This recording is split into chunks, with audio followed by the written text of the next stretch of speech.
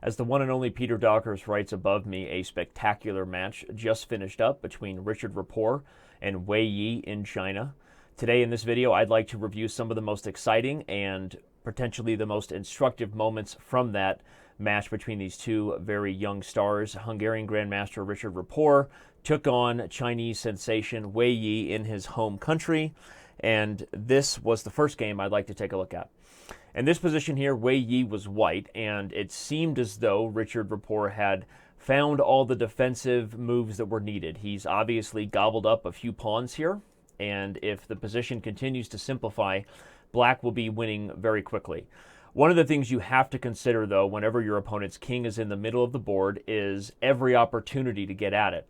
That's not a get-out-of-jail-free card, as I like to say, to sacrifice everything. But if you're not forcing yourself to have more than just one candidate move, then you're missing opportunities very often. So in this position, I'm going to let you pause the video, as I'm going to do in each of these games, and try to assess for yourself what Wei Yi played here before I continue forward with the analysis and show you exactly what that was.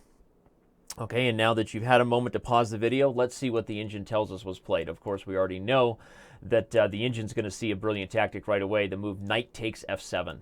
A very, very strong move, not just because it forks the king and rook, therefore forcing bishop takes e6, but it's really the catalyst to every other piece that has currently been sort of locked out of the big show to get into the game with this move e6. So to back up quickly and show you the purpose, as you assess this king on d8, he's really safe there because of one reason, this pawn on e5. We wish we could just take it off the board, and white might have all the avenues he needs for the rooks and the queen and the bishop to get involved. And sometimes when we play imaginary chess in our brains, like, what do I need for this position to break through? It can be helpful because it can force us to see things that maybe otherwise we weren't considering. Knight takes f7 is just a brilliant shot, and after e6, the whole position starts to fall apart for Rapport. Rook takes e6 is followed by a forcing set of captures. The key is this queen doesn't have any way to check on the back rank because this rook will always come back and block it. And as soon as that rook's gone, as you're about to see, Wei Yi simply never stops with the forcing moves, and therefore doesn't let black ever get opportunities at the white king on the back rank. After takes, he gets a check, and now not a single move is played for the rest of the game that is not a check until the final moment where Rapport simply resigns because the queen now guards the b1 square, which prevents queen b1, and that means as soon as the king moves, white can finally gobble up this rook on h8 because the bishop on h8 still guards the a1 square.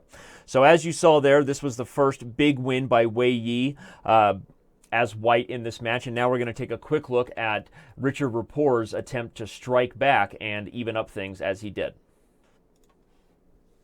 In this game now, with Rapport playing the white pieces, we see that black has some positional problems, some doubled pawns, and this king is in the center, creating a little bit of communication issues there between the pieces. But from white's perspective, white now has to deal with the compensation black normally gets in what was a French defense, as black is getting counterplay and threatening to just take e3, right, and get access to the king. In addition to that, there's some awkwardness because of the g-file and this g2 pawn being under fire, which prevents this knight from maybe ever being aggressive. The reason that's important is because what you have to anticipate in every position is not just whether your pieces are on their best squares now, but are they on their best squares with the coming threats of my opponent, right? Prophylactic thinking, putting yourself in your opponent's shoes, not always the easiest thing to do. But black is threatening f5 because regardless of how white would gobble that pawn, the g2 pawn's going to fall. So how is white going to deal with all of these issues? Do you really want to put the king over there on the g-file where the attack is going to get out of control? But how are you dealing with this threat? Well, Rapport came up with a very, very strong positional tactical move, I like to call it. And if you don't want to pause your video and solve it, then you're doing the right thing. But if you do want to pause the video and take a guess at what you might play here, thinking about all the little things I've mentioned here in a very sneaky way to try to foreshadow what was done, you can do it. But if not, we're about to turn on the engine and give you my further instructive analysis. Here it goes. Okay. The move played by Rapport is this very, very strong move, g3, exclam. A move that sort of solves everything by removing the pawn from attack, guarding this knight that's on the edge of the board so that f5 isn't at least devastating.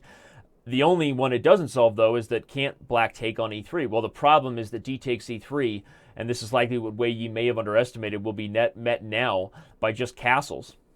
And suddenly we realize that actually the sacrifice of that pawn and the opening of the position gives white a ton of long-term compensation. Suddenly we're not looking at a situation where white's king was the one dealing with tactics, but actually white's getting everything he needed from a few moves ago, where yes, black's king is sort of under fire, but there's no open files to get at the king. There's no real access points. So if Wei Yi had taken this pawn, Rapport would have castled, sacrificed it, and gone on likely to win in pretty exciting fashion. With the other rook joining the party on the e-file, this might have been a very crushing attack.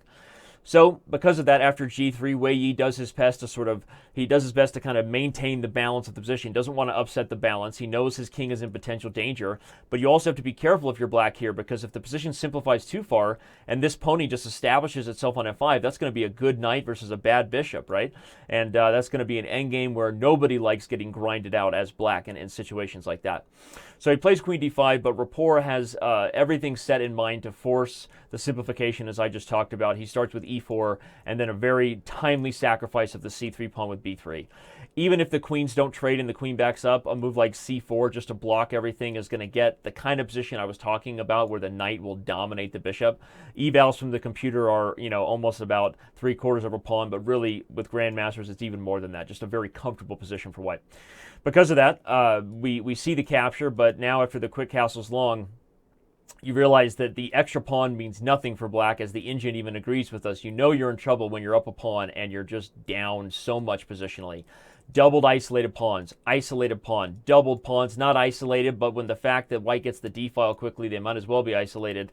And here's how Rapport quickly finished it off. You know Wei Yi's desperate because he has to sacrifice this pawn just to get some freedom for his bishop before that pony lands itself there.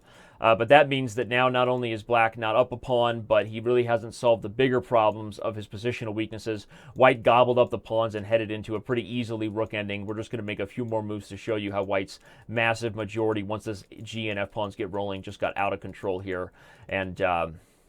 And white went on to win this rook ending. So this led us to a tied match, which meant that the players were heading into a blitz and rapid playoff with eventually a potential Armageddon game if they stayed tied. Well, stay tied they did. Both players won with the black pieces, and that set us up for this final game you're about to see, where these two players were not going to disappoint us. Certainly in a single Armageddon game, they would play something exciting, right? Well, let's take a look at what happened in this game and who won this match. The most exciting thing about this last playoff game is that it really was a back-and-forth affair. Wasn't joking or blowing smoke when I said these two players delivered in an exciting Armageddon game. And it starts right here in this critical position where Rapport is black, Wei Yi is white. Say it the opposite way. Wei Yi is white, Rapport is black. And the white king is under fire, but obviously c4 is going to punt back the bishop to c6, and white is going to maintain this really nice bind of the knights on the king side. You'd think that would be the case, right? But no. Rapport is ready, and as you can see from the position, with a little bit of time to think, the engine actually agrees with what Rapport did. He took on c4 with the knight. Now, this doesn't necessarily mean the position is over by any means. You're looking at what is clearly just a nuts game, right? White is up a piece and has a very potentially dangerous position for the black king on the king side. If the rooks ever got involved on open files, that's how bad things happen to the king, right? You get Arabian mating nets, Anastasia's mating net, all kinds of weird stuff that the rook and knights are capable of. But the issue here for white is first Wei Yi is going to have to deal with the threats from Rapport. Bishop to b6 shows that black doesn't need the queen to conduct a mating attack. Here come threats like bishop a5 check. The rook is infiltrating. Things are getting messy. Because of that, white goes on the run and kind of shows a little bit of his hand here in trying to win. The issue, though, I think one of the biggest justifications behind Rapport's sacrifice is that really Wei Yi had to play for the win, because if you know the rules to an Armageddon game, that means that if black draws this game, he wins. So essentially, by opening up this position, even if he had just calculated to this little tickle here with the king, Rapport was probably making the right practical decision. Wei Yi's only way to avoid the repetition and the match would be to walk the king up into a very precarious position on f3. Rapport now gobbles up his third pawn, which is going to allow him to keep putting pressure on the king and maybe have an outside chance of turning one of these little ladies into a full-grown woman. That's a queen. But okay, Wei Yi's not giving up. He plays g4, and as you can even see in the position, despite the awkward, precarious moment, the engine really still prefers white. Still feels like Wei Yi had very good chances in this game. After h takes and king takes, the Chinese is doing exactly what he needs to do to try to create open lines for the knights and the rooks to work together against the king. It's a very instructive thing to see that when your king is in an awkward position, instead of struggling with ways to put your pieces on bad squares and maybe get him safely tucked away, look for it as an opportunity to maybe be more aggressive and bring him further into the fold. As long as you are putting the responsibility on your shoulders to calculate accurately, you can do this sort of thing. And that's exactly what happens as we move forward. Rapport says, you know what, I don't have time to even worry about my b7 pawn. I know I need counterplay if I'm going to stay in this game. But Wei Yi is gobbling up pawns, and as you see, the evaluation is getting bigger and bigger for white here.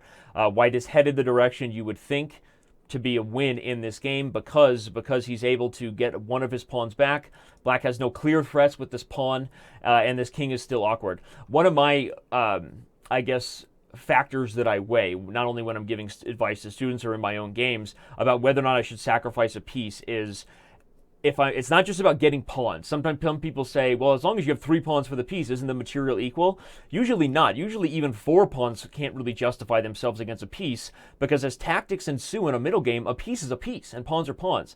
So the only way you can really ever make a pawn justify itself for a piece sacrifice is if that pawn is threatening to become a bigger piece, him or herself, right? So that's a really important thing to remember, that when you're evaluating these positions, sometimes you have no choice but to go, cowboy up and go just, eyes down and put those blinders on and try to do everything you can to make that pawn push.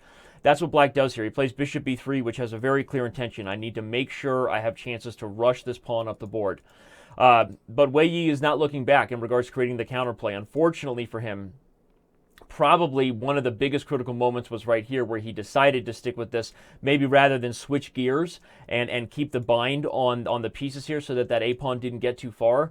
Very complicated. I'm not really in a position to fully criticize them, regardless of what the engine thinks. I don't really care. It's just there for the people who like the engine. But as far as our instructive moments, I will say that it felt like Wei Yi was still headed on the right path to try to create open lines and get at that king.